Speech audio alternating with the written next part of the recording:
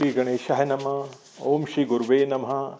आज की भगवत चर्चा संत श्री डोंगरे जी महाराज के भागवत कथा प्रवचन पर आधारित भाग 23। उद्धव जी से विदुर जी मिलते हैं। उद्धव जी ने कहा, विदुर जी आप ऐसा बोलते हो कि मैं लायक नहीं हूँ। आप कौन हो सो मैं जानता हूँ। विदुर जी मैं आपको सत्य कहता हूँ, एक बार जब भगवान प्रभास क्षेत्र में विराजते थे तब भगवान के मुख से एक शब्द निकला था, मुझे सब लोग तो मिले लेकिन मेरा विदुर मुझे नहीं मिला। मालिक तो अति उदार हैं, विदुर के घर में मैंने भाजी खाई है, किसी का ऋण रखते नहीं है, ब्याज के साथ देते हैं। मैं हस्तिनापुर गया था तब विदुर के घर मैंने भोजन किया है, मुझे याद आता है विदुर मेरा है। भगवान के मुख से ऐसा शब्द निकला था, विदुर मेरा है।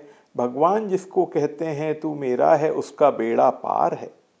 यह जीव ऐसा दुष्ट है कि मंदिर में जाकर कहता है आप मेरे माता पिता हो, मैं आपका हूं। भगवान सुन लेते हैं, किसी को भगवान ऐसा नहीं कहते कि तू मेरा है। भगवान विचार करते हैं, ये मंदिर में आता है तो बड़ा सयाना होकर आता है, मुझे कहता है कि मैं आपका हूं, और घर में जाकर के पत्नी को कहता है तू मेरी है और मैं तेरा हूं।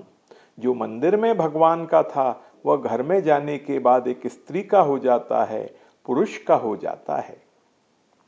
मोर मोर सब कोई कहे, बंधु मचावत शोर, मोर पंख बारे प्रभु कहौ नाथ अब मोर।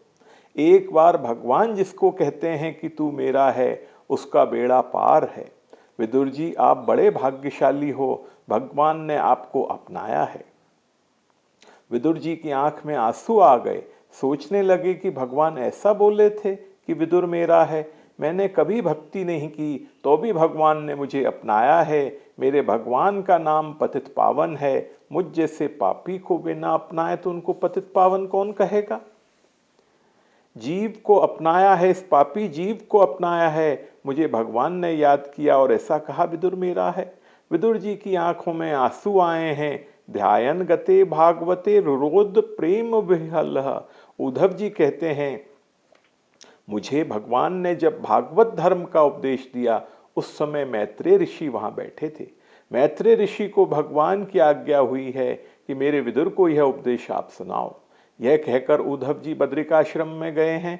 विदुर जी वहां से गंगा किनारे आए हैं।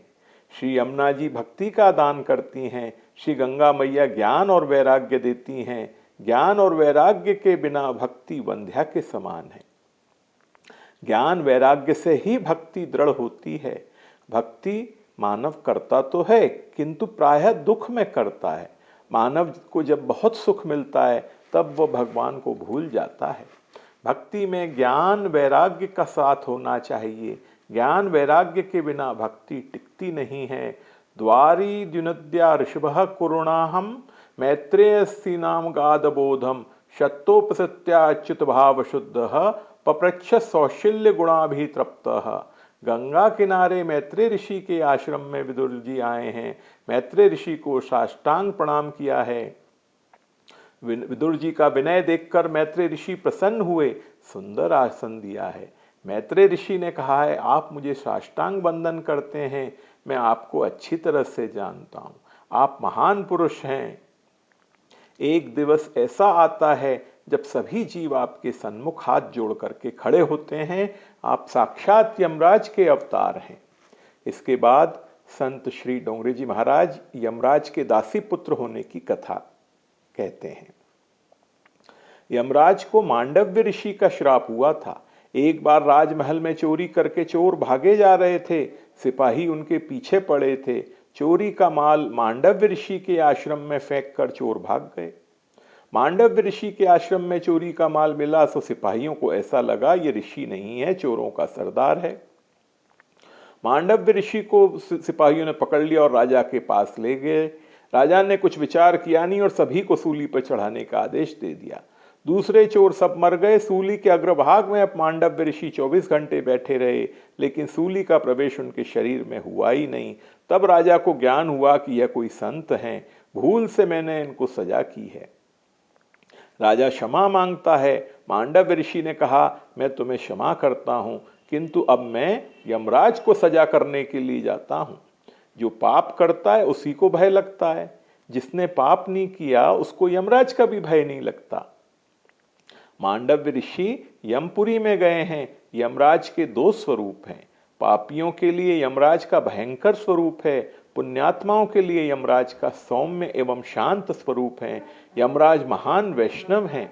मांडव्य ऋषि को आसन दिया है, उनकी पूजा करते हैं। मांडव्य ऋषि ने कहा, तुम्हारी पूजा लेने के लिए मैं यहाँ नहीं आया हूँ, आज मैं तुम्हारी खबर लेने के लिए आया हूँ। मैंने कभी जीवन में पाप किया नहीं, फिर भी सूली के ऊपर मुझे क्यों चढ़ाया गया? यमराज बही देखते हैं, सो वहां महाराज के नाम में कोई पाप जमा नहीं है। यमराज का धंधा बहुत बड़ा है, लाखों जीवों को सजा करनी होती है, कभी कभी भूल भी हो जाती है। महाराज के नाम पर कोई पाप जमा नहीं है, पाप किया ही नहीं था, भूल से सजा हुई है। यमराज घबराए हैं, ये ऋषि मुझे श्राप देंगे। यमराज ने कहा, आप 3 वर्ष के थे तब एक पतंगे के पेट में आपने कांटा मारा था, इस पाप की यह सजा हुई है। मांडव्य ऋषि ने कहा, 5-6 वर्ष तक बालक की अज्ञान दशा होती है। अज्ञान दशा में जो कुछ पाप किया जाता है उसकी सजा स्वप्न में होती है। बालक अज्ञान में जो कुछ पाप करता है उसकी थोड़ी सजा माता पिता को होती है। अज्ञान में किए हुए पाप की सजा प्रत्यक्ष में नहीं, स्वप्न में होती है। मैं 3 साल का था तब पतंगे के पेट में कांटा मारा था, इस पाप की सजा स्वप्न में करनी चाहिए थी। न्याय आसन में बैठ करके तुमने कायदे का भंग किया है। तो पाप भोगना ही पड़ता है, पाप का नाश भोग से ही होता है। पुण्य भोगने की इच्छा न हो तो पुण्य कृष्णार्पण किया जा सकता है। संत पुण्य कृष्णार्पण करके पुण्य का नाश करते हैं और पाप का फल दुख को सहन करते हैं। पाप का नाश भोग के बिना नहीं होता है, पाप भोगना ही पड़ता है। मांडव्य ऋषि ने यमराज से कहा, प्रत्यक्ष में आपने मुझे सूली पर चढ़ाया है, कायदे को आपने भंग किया है, मैं श्राप देता हूं, आपको दासी पुत्र होना पड़ेगा। मांडव्य ऋषि के श्राप से यमराज दासी पुत्र हुए हैं। यमराज बड़े देव हैं, देवों से जब गलती होती है तब वो मानव हो जाते हैं।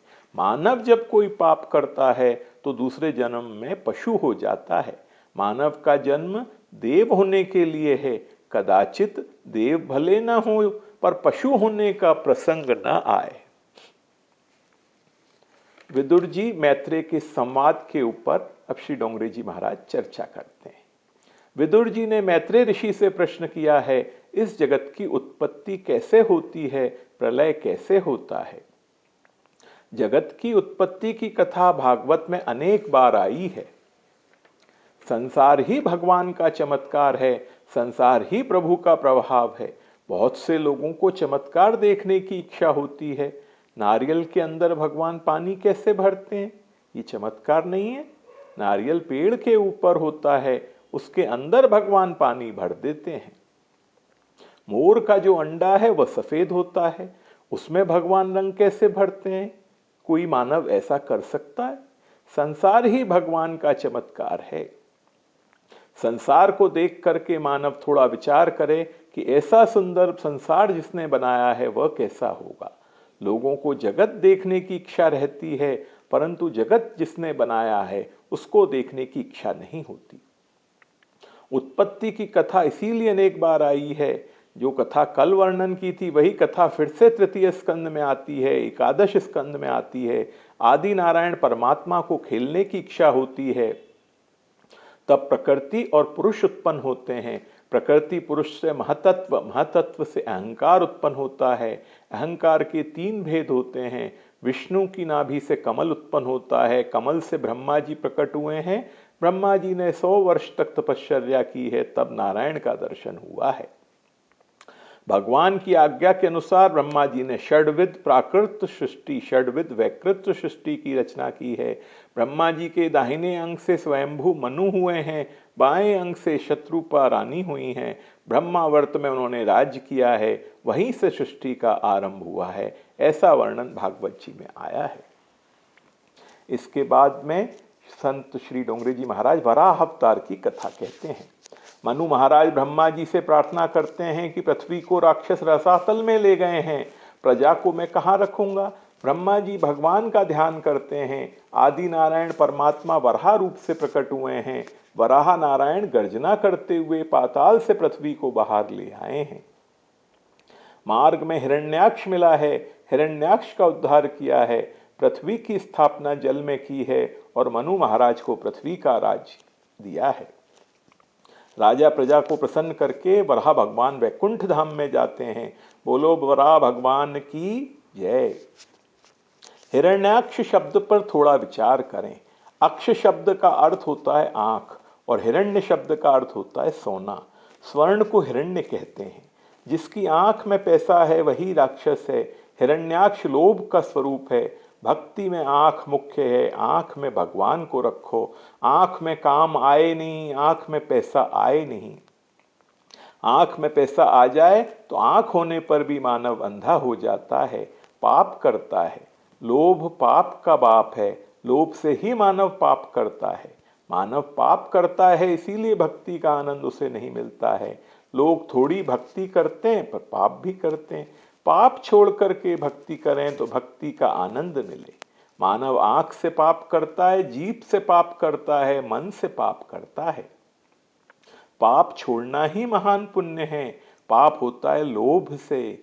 जो ऐसा मानता है कि भगवान ने मुझे बहुत दिया है वह पाप नहीं करता है।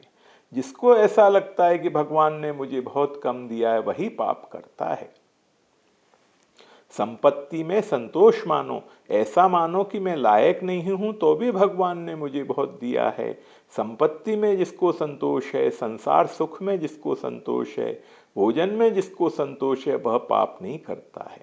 पाप होता है लोभ से और लोभ को संतोष से मारो। लोभ मरने पर पाप छूटता है। जो पाप छोड़ता है उसी को भक्ति में आनंद आता है। भोजन में संतोष मानना चाहिए। आज तक मैंने बहुत खाया है, खाने से तृप्ति नहीं होती है। मन को समझाने से तृप्ति होती है। अब मेरा जीवन खाने के लिए नहीं है, अब मेरा जीवन भजन के लिए है। भोजन में जिसको संतोष है वह पाप नहीं करता है। सबसे बड़ा पुण्य यही है कि पाप को आप छोड़ दें। आंख से पाप मत करें, जीभ से पाप न करें, मन से पाप न करें। आपको बहुत आनंद मिलेगा। वराह भगवान ने हिरण्याक्ष का उद्धार किया है। मनु महाराज को राज्य दिया है। मनु महाराज के यहाँ 2 बालक और 3 कन्याएं हुई हैं। आकुति, देवहूति और प्रसूति नाम की 3 कन्याएं हुई हैं। प्रियव्रत और उत्तानपाद नामक 2 बालक हुए हैं। मनु महाराज की कन्या जो देवहूति है उनका लगन कर्दम ऋषि के साथ हुआ था। कर्दम ऋषि के यहाँ कपिल भगवान प्रकट हुए थे। कपिल महामुनि ने माता को सुंदर उपदेश दिया था। विदुर जी ने प्रश्न किया है। कपिल नारायण की कथा सुनने की बहुत इच्छा है। सुखदेव जी महाराज परीक्षित को और मैत्रेय स्वामी विदुर जी को यह कथा सुनाते हैं।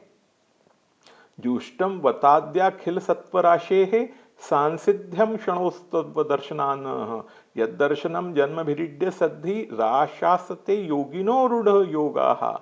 जीव जब लायक होता है तब भगवान दर्शन देते हैं। जीव लायक नहीं है इसीलिए भगवान दर्शन नहीं देते। ऐसा कौन पिता है जिसको अपने पुत्र को देखने की इच्छा न हो। पुत्र बहुत नालायक हो तो बाप को उसका मुख देखने की इच्छा नहीं होती। आज की भगवत चर्चा यहीं तक। अगले सत्र में कपिल अवतार की कथा श्री डोंगरी जी महाराज कहेंगे। ओम श्री गुरुवे नमः।